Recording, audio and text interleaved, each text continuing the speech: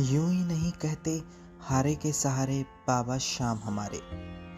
आइए आज हम आपको बताते हैं कि किस तरीके से खाटू श्याम बने।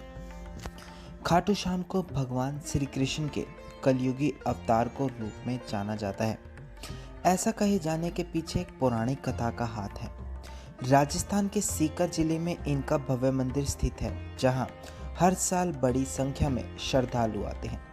लोगों का विश्वास है कि बाबा श्याम सभी की मुरादें पूरी करते हैं और रंग को भी राजा बना सकते हैं। कौन है बाबा खाटू श्याम? बाबू खाटू श्याम का संबंध महाभारत काल से माना जाता है।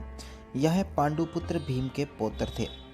ऐसी कथा है कि खाटू श्याम की अपार शांति और क्षमता से प्रभावित होकर श्री कृष्ण ने इन्हें कलयुग में अपने नाम से पूजे जाने का वरदान दिया है।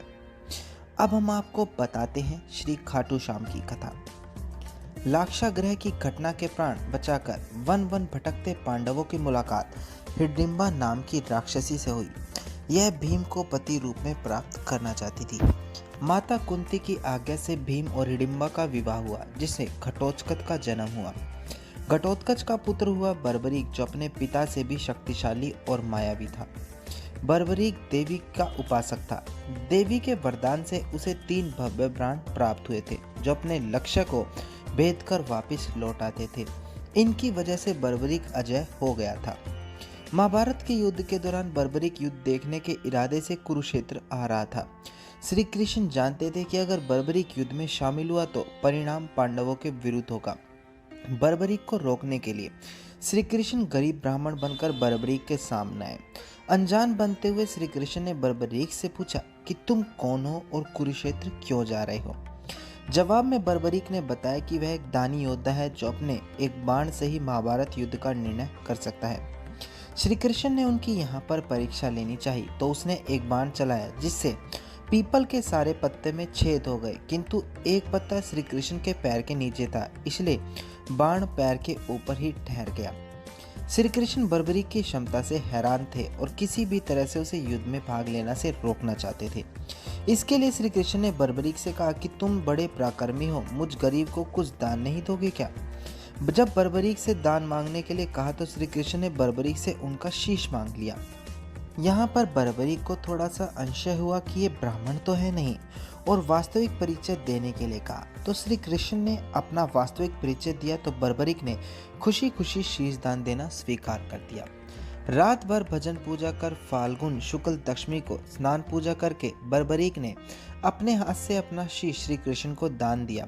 शीश दान देने से पहले बर्बरीक ने श्री कृष्ण से युद्ध देखने की इच्छा जताई थी, इसलिए श्री कृष्ण ने बर्बरीक के कटे शीश को युद्ध अवलोकन के लिए ऊंचे स्थान पर स्थापित कर दिया था। युद्ध में विजय श्री प्राप्त होने पर पांडव विजय का श्रेय लेने हेतु वाद विवाद कर रहे थे। तब श्री कृष्ण ने कहा कि इसका निर्णय बर्बरीक का शीश कर सकता है।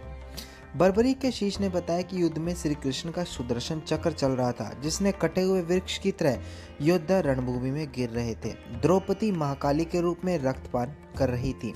श्री कृष्ण ने प्रसन्न होकर बर्बरीक को उनके कटे शीश का वरदान दिया कि कलयुग में तुम मेरे श्याम नाम से पूजित होगे, तुम्हारे स्मरण मात्र से ही भक्तों का कल्याण होगा और धर्म अधर्म काम मोक्ष की प्राप्ति होगी। स्वप्न दर्शनोपरांत बाबा श्याम खाटू श्याम में स्थित श्याम कुंड में प्रकट हुए थे। श्री कृष्ण विराट शालिग्राम से रूप में सन 1777 से खाटू श्याम जी के मंदिर में स्थित होकर भक्तों की मनोकामनाएं पूर्ण करते आ रहे हैं। प्रत्येक वर्ष होली के दौरान खाटू श्याम जी का मेला लगता है। इस मेले में देश विदेश से भक्तजन बाबा खाटू श्याम जी के दर्शन के लिए आते हैं।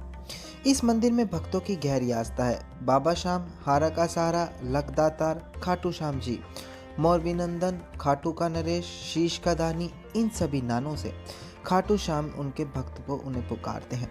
खाटू श्याम जी मेले का आकर्षण यहाँ होने वाली मानव सेवा भी है। बड़े से बड़े घराने के लोग आम आदमी की तरह यहाँ आकर श्रद्धालुओं की सेवा करते हैं। कहा जाता है कि ऐसा करने से पुण्य की प्राप्ति हो जाती है। भक्तों की इस मंदिर में इतनी आस्था है कि वे अपने सुखों का श्रेय उन्हीं को देते हैं। भक्त बताते हैं कि बाबा खाटू श्याम सभी की मुरादें पूरी करते हैं। खाटू श्याम में आस लगाने वालों की झोली बाबा कभी खाली नहीं जाने देते। भक्तों, उम्मीद करते हैं वीडियो के अंदर आपको मिली जानकारी आपको बेहद प्रसन्न करेगी।